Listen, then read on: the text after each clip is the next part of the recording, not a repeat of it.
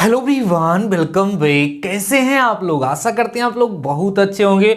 Dear students, आज के इस लेक्चर में हम आपके इंपॉर्टेंट चैप्टर बाइनोमियल थ्योरम अर्थात द्विपद प्रमेय के नेक्स्ट टाइप के क्वेश्चंस के बारे में डिस्कस करने वाले हैं। डियर स्टूडेंट्स, आपका ये चैप्टर जिसका नाम बाइनोमियल थ्योरम अर्थात द्विपद प्रमेय है, ये बहुत ही ज़्यादा इंपॉर्टेंट चैप्टर है और ये एक ऐसा चैप्टर इसमें वेराइटी ऑफ क्वेश्चन आप लोगों को मिलते हैं। तो हर तरह के क्वेश्चन के बारे में हम आपसे डिस्कस कर रहे हैं।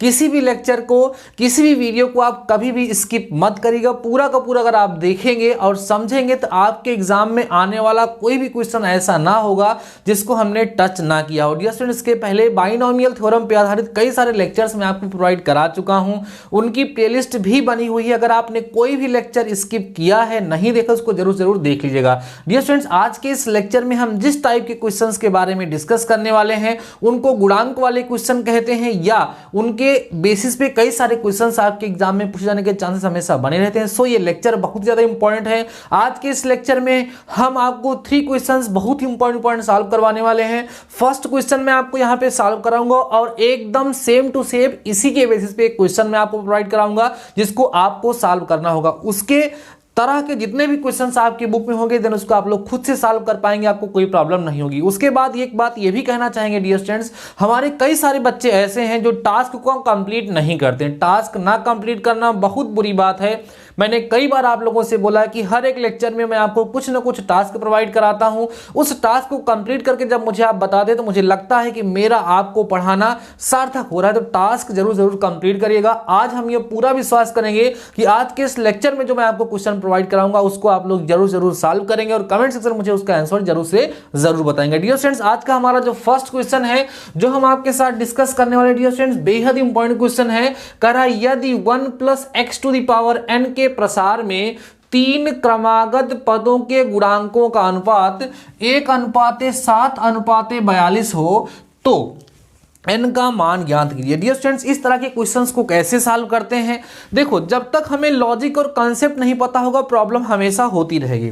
तो इसने डियर स्टूडेंट्स 3 क्रमागत पद बोला है। कभी कभी क्वेश्चन में कह देगा दूसरे, तीसरे और चौथे पद का अनुपात दे देगा, कभी पहले दूसरे, माने अलग अलग पदों के बीच का अनुपात आप लोगों से वहां पर दे करके n की वैल्यू या r की वैल्यू डियर स्टूडेंट्स आपसे वो पूछ सकता है। लेकिन यहां पर पर्टिकुलर किस पद की वो बात कर रहा है ऐसा इसने डिसाइड नहीं किया। इसने केवल इतना बोला है कि 3 क्रमागत पद, तो 3 क्रमागत पद हम लोग अपने मन से ले लेंगे और उनका जो गुणांक होगा उसको ज्ञात करके उनका अनुपात हम लोग डियर स्टूडेंट्स क्या करेंगे, ज्ञात करेंगे। समझिएगा ध्यान से डियर स्टूडेंट्स, हम लोग ये मानते हैं पहले 3 क्रमागत पद क्या होंगे। माना 3 क्रमागत पद, समझना डियर स्टूडेंट ध्यान से, माना 3 क्रमागत पद क्रमशः, 3 क्रमागत पद क्रमशः tr+1, tr+2 तथा tr+3 है। अब आप सोचोगे कि सर ये tr+1, tr2+ और tr+2, tr+1, tr+3 समझ रहे हो ना? माने ये r+1वां पद है, ये r+2वां पद है, r+3वां पद है। समझ आ रहा है? यही हमने क्यों लेट किया, ऐसा आप लोग जरूर सोच सकते हैं। देखो डियर स्टूडेंट्स, हम tr+1, tr+2 भी ले सकते हैं, लेकिन वहां पे कैलकुलेशन में थोड़ी प्रॉब्लम होगी, क्योंकि आपको पता है जब हम tr+1 की बात करेंगे तो वहां पर NCR वाला पद आएगा, tr2+ की बात करेंगे ना तो वहां पर NCR+1 आएगा, tr+3 की बात करेंगे तो वहां NCR+2 आएगा और उसको कैलकुलेट करना हमारे लिए क्या होगी, आसानी होगी, उसको हम आसानी से सॉल्व कर पाएंगे। ठीक है डियर स्टूडेंट्स, हमने मान लिया कि जिन क्रमागत 3 पदों की वो बात कर रहा है वो हमारे 3 क्रमागत पद tr+1, tr+2 तथा tr+3 है। अब समझिए ध्यान से। उसके बाद डियर स्टूडेंट्स हम लोग यहाँ क्या कहते हैं प्रश्नानुसार क्या कि tr+1 अपान tr+2, देखो 2 क्रमागत पहले वाले पद ले लिए, इनका अनुपात सर आपको 1:7 दिया है। ठीक है, 3 क्रमागत पद दिए थे, तीनों का अनुपात दिया था। इसका मतलब पहले का और दूसरे जो क्रमागत पद है उनका अनुपात 1:7 मतलब 1/7 होगा। अब हम क्या करेंगे, tr+1 का मान जब आप निकालोगे तो जाहिर सी बात है कि आपको पता है यहां पर NCR आएगा। ठीक है, क्योंकि व्यापक पद आपको पढ़ाया गया ना, क्या dear students, tr+1 = NCR x की पावर n माइनस आर और a की पावर r होता है। तो यहाँ पर तो हमें केवल गुणांक चाहिए, हमें केवल गुणांक से मतलब है, इसलिए हम केवल गुणांक को लिखेंगे। और देखो 1 प्लस एक्स की पावर n में और कोई अचर पद आएगा नहीं, एक की घात जहां जहां लगेगी वो सब मान 1 हो जाएगा। और x से हमसे मतलब नहीं, क्योंकि हमें यहाँ पर केवल अचर पद की बात करना है, अचर पद की अर्थात अचर गुणांक की यहाँ पर हमें बात करने के लिए वो बोल रहा है डियर स्टूडेंट्स। ठीक है, तो ये हो जाएगा हमारा NCR। अपान में अगर हम डियर स्टूडेंट्स इसकी बात करेंगे तो यहां पर हो जाएगा NCR प्लस 1, एक कम हो जाता है ना, इज इक्वल टू 1/7 हो जाएगा। अब डियर स्टूडेंट्स NCR अपान NCR प्लस 1 आपके सामने दिख रहा है। सबसे ज्यादा प्रॉब्लम बच्चों को इसी को सॉल्व करने में होती है, बट आपको नहीं होगी, ध्यान से देखिएगा डियर स्टूडेंट्स। इसका जब फार्मूला लगाओगे, आपको NCR का फार्मूला बताया है मैंने, NCR इक्वल टू होता है n फैक्टोरियल अपान r फैक्टोरियल इंटू में n माइनस r फैक्टोरियल।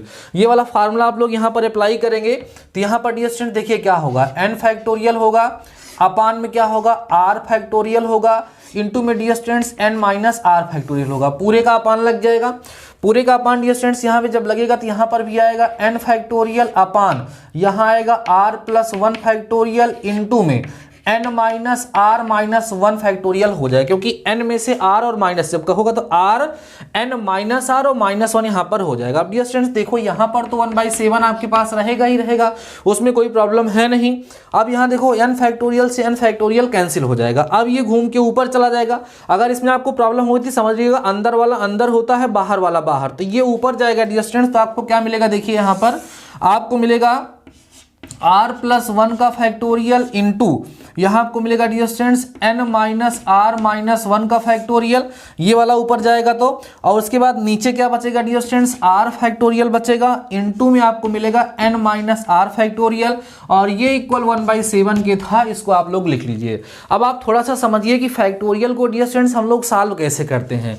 देखो यहाँ पर ये बड़ा कि ये बड़ा, r प्लस 1 बड़ा है तो ये एक कम होगा, एक रिड्यूस होगा, वैसे ही ये वाला बड़ा है तो ये भी रिड्यूस होकर के यहाँ तक पहुंचेगा। समझिए कैसे डियर स्टूडेंट्स, इस r प्लस 1 फैक्टोरियल को हम r प्लस 1 और इंटू में r फैक्टोरियल लिख सकते हैं। ध्यान देना, r प्लस 1 से एक कम होगा तो r हो जाएगा, और यहाँ पर n माइनस आर माइनस 1 लिखा रहेगा, और यहाँ पे डियर स्टूडेंट्स r फैक्टोरियल रहेगा, लेकिन यहाँ n माइनस आर रहने दो, और ये भी जब एक कम होगा तो n माइनस आर माइनस 1 हो जाएगा।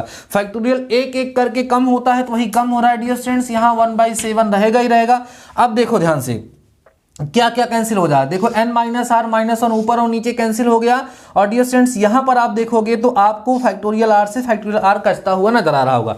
जब भी फैक्टोरियल वाली प्रॉब्लम इस तरीके से आती है तो हमेशा ये ध्यान देना होता है कि फैक्टोरियल से फैक्टोरियल को काटना होता है, उसको सिंप्लीफाई करना होता है। जब वो सिंप्लीफाई हो जाता है तभी वैल्यू जाकर के डियर स्टूडेंट्स वहां से निकलती हैं। अब आप क्रॉस मल्टीप्लाई करिएगा, कितना आएगा डियर स्टूडेंट्स, जब क्रॉस मल्टीप्लाई करोगे इसको इससे तो आएगा 7r plus 7 is equal to dear students हो जाएगा n माइनस आर। समझते चलना आराम से, कोई दिक्कत नहीं है, क्रॉस मल्टीप्लाई होगा, r इधर आएगा डियर स्टूडेंट्स, कितना आएगा देखो ध्यान से, यहाँ पर आपको मिलेगा 8r plus 7 is equal to n हो जाएगा। समझ आ रही है बातें, कोई डाउट तो नहीं है डियर स्टूडेंट्स। अब देखो ध्यान से, यहाँ से आप चाहो तो ऐसे ही रहने दो या r की वैल्यू यहां से निकाल सकते हो, 8r equal to n minus 7, तो r equal to dear students n minus 7/8 यहां पर आ जाएगा। इसको हम इक्वेशन नंबर फर्स्ट पुट कर लेंगे। देखो मैं r की वैल्यू क्यों फाइंड कर रहा हूं, क्योंकि अभी मैं जब सेकंड कैलकुलेशन करूंगा तो मेरे पास एक इक्वेशन और भी होगा, वहां पर भी n और r होगा। जब r की वैल्यू मैं ले जाकर के पुट करूंगा तभी मुझे n की वैल्यू मिलेगी। ठीक है, ये तो डियर स्टूडेंट्स पहली कंडीशन हो गई। अब देखो अगेन फिर से ध्यान से समझिएगा आप लोग, अगेन डियर स्टूडेंट्स ये कह रहा है कि TR+2 और TR+3 इनका जो अनुपात होगा वो 7:42 होगा, ऐसा क्वेश्चन में बोला गया है डियर स्टूडेंट्स। देखिएगा ध्यान से, बहुत इंपॉर्टेंट क्वेश्चन है, ध्यान से समझना। अभी इसी के बिहाफ पर आपको एक क्वेश्चन में देने भी वाला हूं और उसको आप लोगों को सॉल्व करके कमेंट सेक्शन में अपना आंसर जरूर बताना है डियर स्टूडेंट्स। तो TR+2 अपान TR+3, क्योंकि ये दूसरा और तीसरे पद का अनुपात दिया है, सॉल्व करेंगे। यहाँ पे कितना हो जाएगा डियर स्टूडेंट्स, 7×6 = 1/6 आ जाएगा। इसका जब वैल्यू निकालोगे तो NCR+1 आएगा डियर स्टूडेंट्स, और यहाँ पर NCR+2 आएगा इज इक्वल टू 1/6 आपको यहाँ पर मिल जाएगा। समझ आ रही है बातें। अब आप लोग एकदम उसी के जैसे जैसे अभी आप लोगों ने सॉल्व किया वैसे इसको भी आपको सॉल्व करना है। यहाँ फार्मूला लगाओगे dear students, factorial n upon factorial r+1 into में क्या हो जाएगा n minus are minus one dear students हो जाएगा, फिर पूरे का अपान लगेगा और यहाँ पे n फैक्टोरियल होगा अपान r प्लस 2 फैक्टोरियल होगा into n minus are minus 2 factorial होगा इक्वल टू 1/6 हो जाएगा। देखो यहाँ पर भी n फैक्टोरियल से n फैक्टोरियल क्या हो जाएगा, कैंसिल हो जाएगा और इसे हमें क्या करना होगा डियर स्टूडेंट्स, सिंप्लीफाई। अब देखो ये ऊपर जाएगा तो क्या बचेगा n minus are minus 2 factorial होगा डियर स्टूडेंट्स, ठीक है, n माइनस आर माइनस 2 और कितना होगा यहाँ पर r प्लस 2 फैक्टोरियल होगा और पूरे के अपान की अगर हम बात करेंगे तो ये नीचे आएगा, कितना होगा r plus 1 factorial dear students, ये नीचे आएगा इंटू में n माइनस आर माइनस 1, ठीक है, इक्वल टू 1/6 आपको यहां से मिल जाएगा। समझ में आ रही है बात है ना।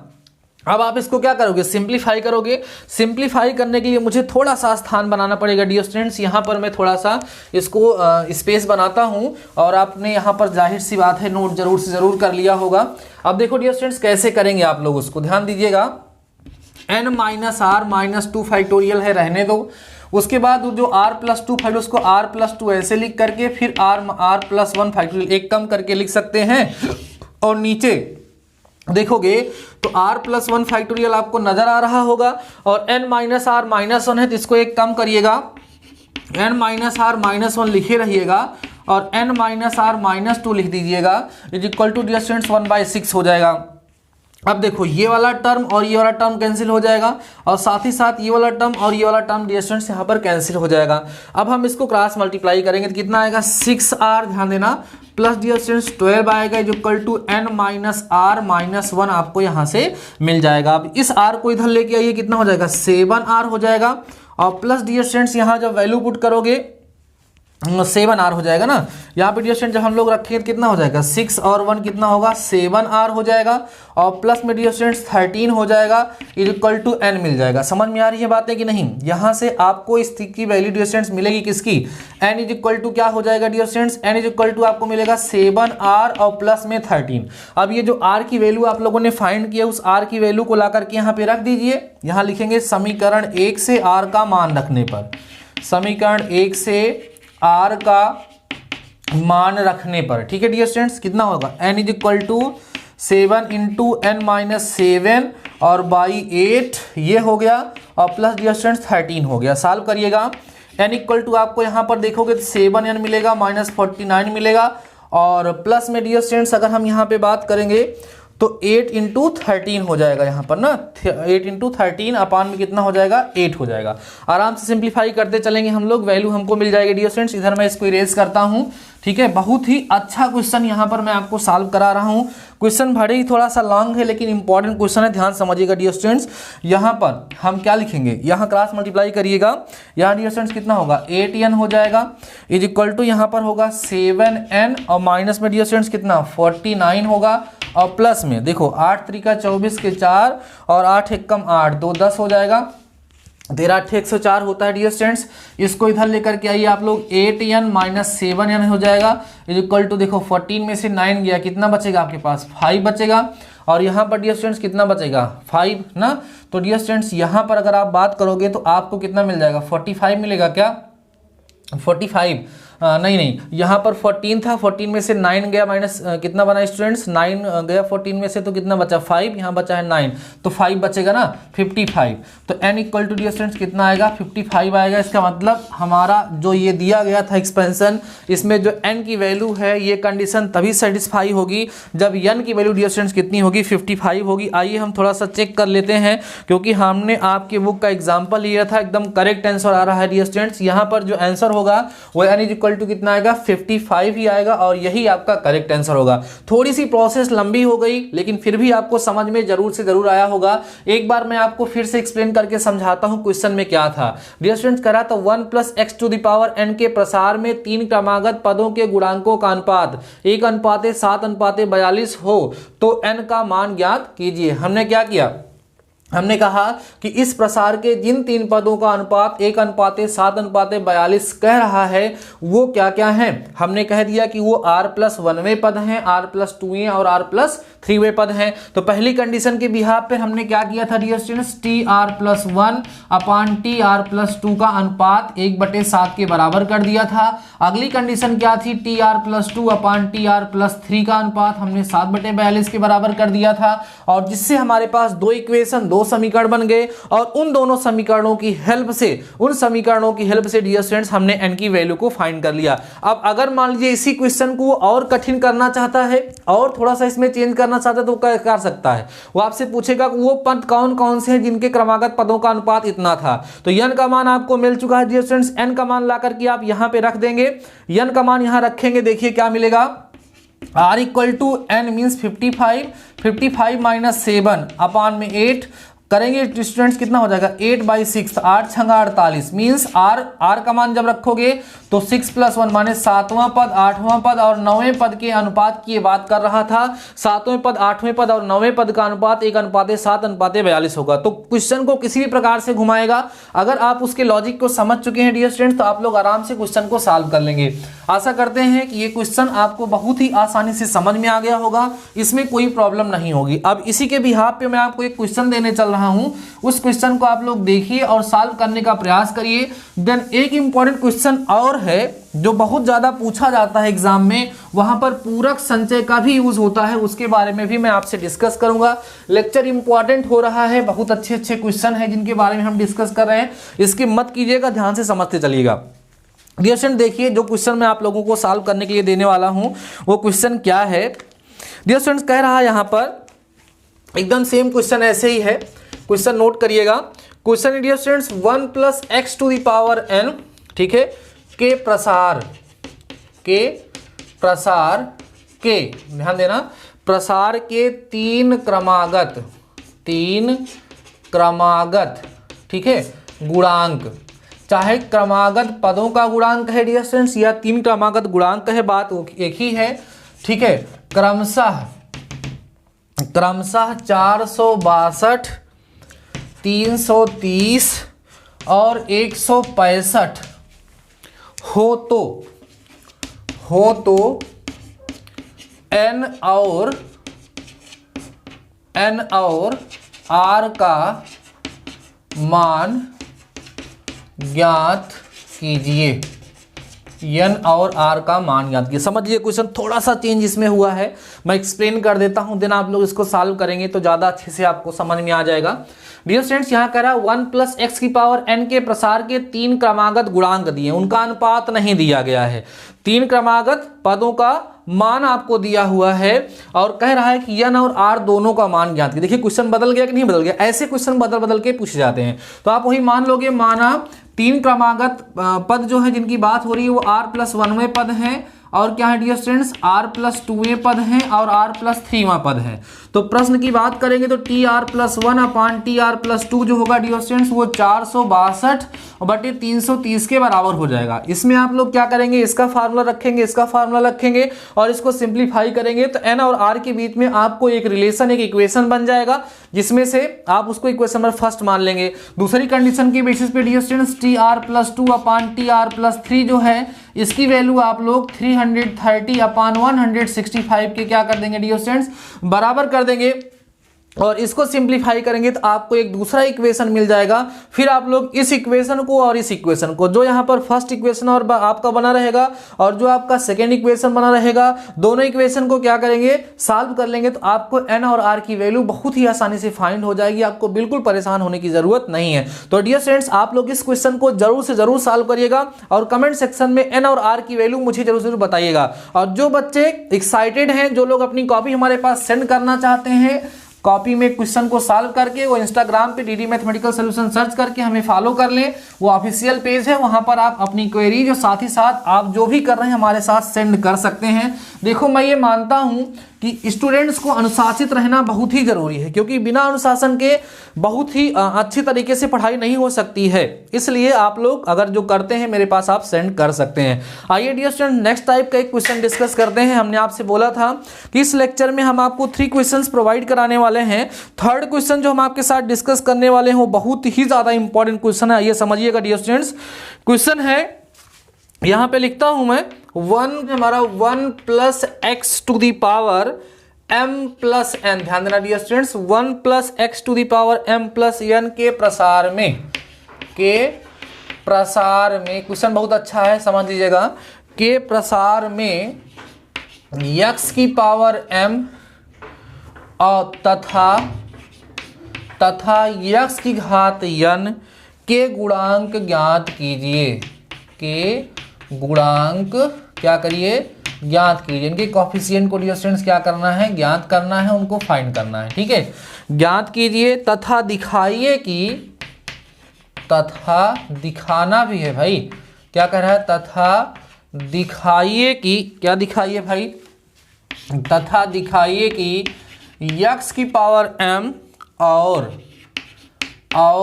क्या x की पावर n के गुणांक बराबर हैं।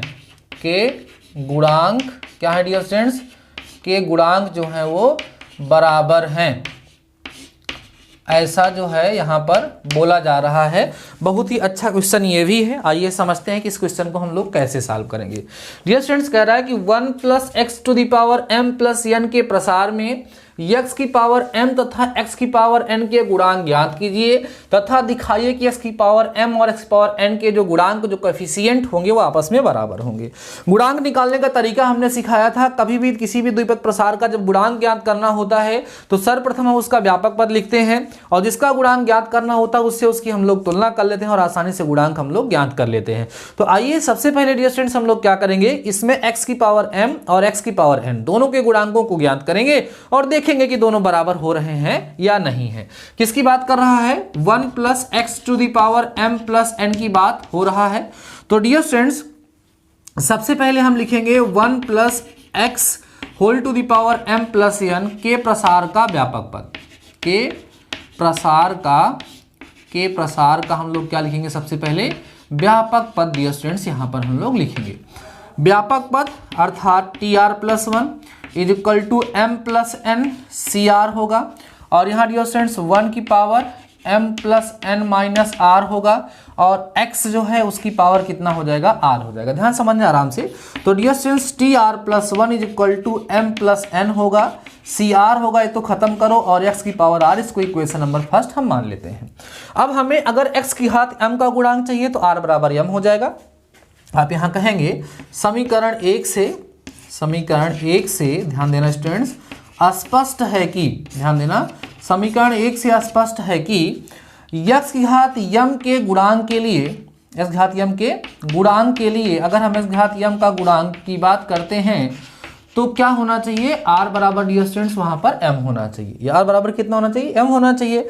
अतः x घात m का गुणांक क्या हो जाएगा, x घात m का गुणांक अगर हम बात करेंगे तो r की मान अगर m हो गया डियर स्टूडेंट्स तो यहाँ हो जाएगा m प्लस n और r की जगह पे m हो जाएगा। तो ये डियर स्टूडेंट्स आपको कितना मिल गया, x की घात m का गुणांक मिल गया। बहुत जबरदस्त क्वेश्चन है, बहुत छोटा है लेकिन बहुत खोटा है, बहुत इंपॉर्टेंट क्वेश्चन है। अगली बार ये कह रहा है कि x घात m का गुणांक तो ज्ञात कर लिए, अब हम बात करेंगे x घात m। इसी प्रकार ध्यान देना डियर स्टूडेंट्स, इसी प्रकार x की घात n के गुणांक की अगर हम बात करेंगे, x की घात n के गुणांक के लिए अगर हम x घात n के गुणांक के लिए बात करेंगे तो r जो है डियर स्टूडेंट्स उसका मान n हो जाएगा, जाहिर सी बात है। अतः x की घात n का गुणांक आप निकालिए।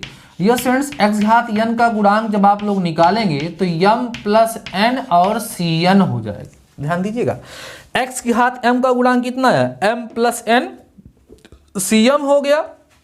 x घात n का गुणांक कितना हो गया, m plus N C N हो गया। हमें दिखाना है कि m plus N C M और m plus N C N बराबर होंगे। अगर आपको याद हो डियर स्टूडेंट्स, तो हमने जो फर्स्ट लेक्चर पढ़ाया उसमें बताया था कि डियर स्टूडेंट्स NCR जो होता है वो NCN माइनस आर के बराबर होता है।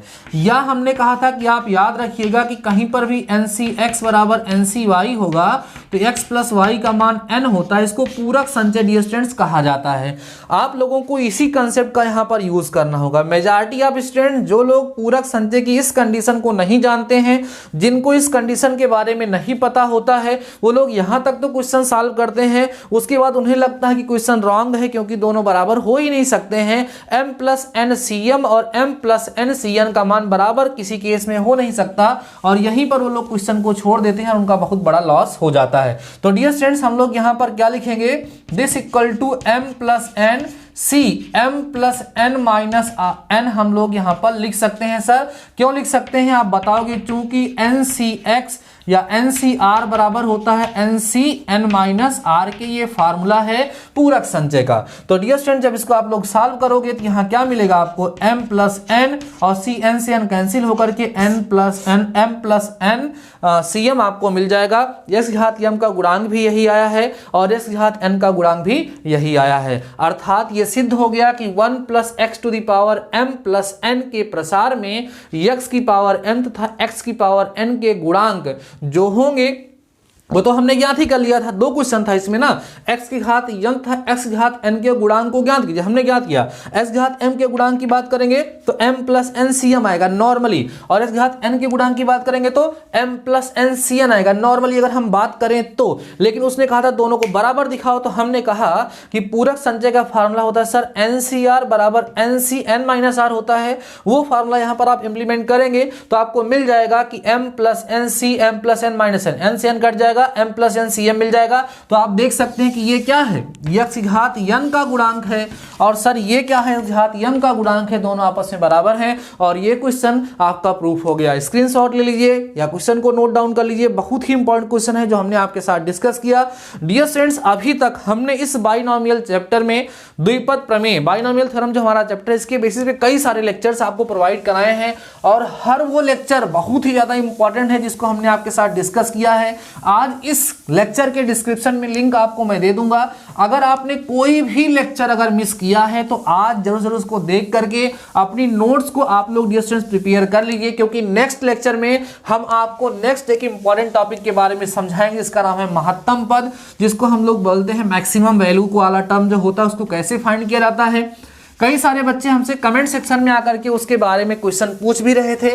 बिल्कुल टेंशन मत लीजिए डियर स्टूडेंट्स, एक भी कंसेप्ट, एक भी टॉपिक जो आपके सिलेबस में होगा उसको मैं स्किप नहीं करूंगा। जितना आपके सिलेबस में उसको, उससे अगर आपके सिलेबस में 19 है तो मैं 20 पढ़ाने का प्रयास करूंगा, 18-18 नहीं होने दूंगा। बिल्कुल टेंशन मत लीजिएगा, मेरा पढ़ाने का तरीका अलग है। मैं बस, कई सारे बच्चे कमेंट सेक्शन में पूछ रहे हैं कि सर सिलेबस कंप्लीट होगा या नहीं होगा। डियर स्टूडेंट्स, आपका सिलेबस कंप्लीट होगा, मैं पूरा प्रयास कर रहा हूं। लेकिन ये बताओ यार, सिलेबस कंप्लीट करना है कि टॉपिक को समझना है? जब तक आपको कोई भी टॉपिक ढंग से समझ में नहीं आएगा, क्या मतलब है उसको पढ़ने का, आप हमेशा यह प्रयास करिए कि आप कम पढ़िए लेकिन सॉलिड पढ़िए। जो कुछ भी आप पढ़ें वो आपको 100% समझ में आएगा, और आप उसको अच्छे से समझेंगे तभी उसके बिहाफ पे आने वाले क्वेश्चंस आपके एग्जाम में जो आएंगे उसको आप लोग सॉल्व कर पाएंगे। तो डियर स्टूडेंट्स, आप बिल्कुल टेंशन मत लीजिए, बिल्कुल तनाव मत लीजिए। आप केवल और केवल हमारे साथ जिस तरीके से हम आपको प्रिपरेशन करा रहे हैं वैसे करते रहिए। आप कॉलेज जाते हैं, कॉलेज की क्लास लेते रहिए, वहां पर भी जो कुछ भी आपको पढ़ाया जा रहा है उसको आप लोग पढ़ते रहिए।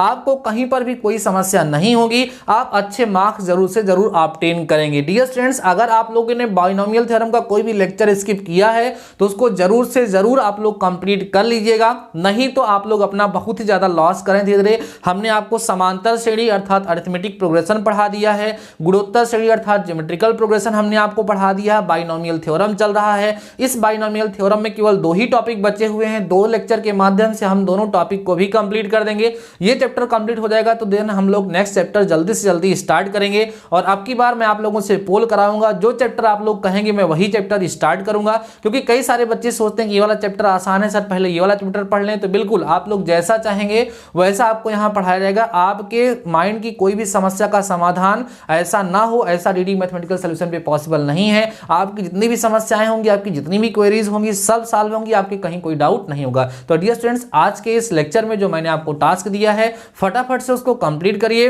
कंप्लीट करके अगर आप इंस्टाग्राम पे मुझे सेंड कर सकते हैं तो सेंड कर दीजिए, या अगर आप कमेंट सेक्शन में अपना आंसर बता सकते हैं तो वहां पर जरूर बता दीजिए। बाकी अपना सपोर्ट ऐसे ही बनाए रखिए। हमारी फैमिली निरंतर आगे की तरफ बढ़ रही है और हम आपके सपोर्ट के लिए हमेशा प्रेरित रहेंगे। तो ठीक है डियर स्टूडेंट्स, आज के इस लेक्चर में, आज की इस क्लास में बस इतना ही। तब तक के लिए शानदार रहिए, मस्त रहिए, पढ़ते जरूर रहिए। मिलते हैं नेक्स्ट लेक्चर के साथ, नेक्स्ट क्लास के साथ। तब तक अपना ख्याल रखिए। All the best.